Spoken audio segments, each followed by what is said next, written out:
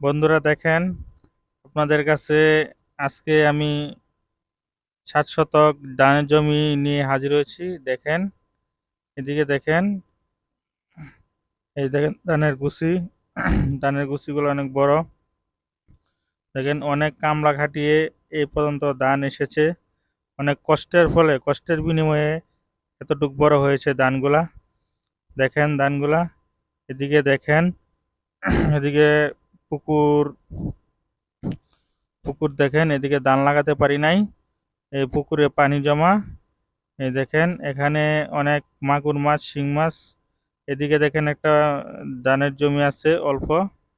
হ্যাঁ, দেখেন আপনারা সবাই, এই একটা পুকুর। এই পুকুরে শিং, মাগুর মাছ এবং টাকি মাছ আছে।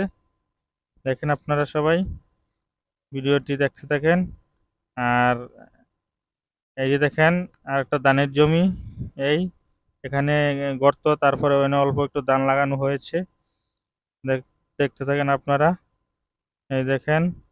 হ্যাঁ, আর আপনাদের যদি ভিডিওটি ভালো লাগে, লাইক, কমেন্ট, শেয়ার, সাবস্ক্রাইব করে দিবেন।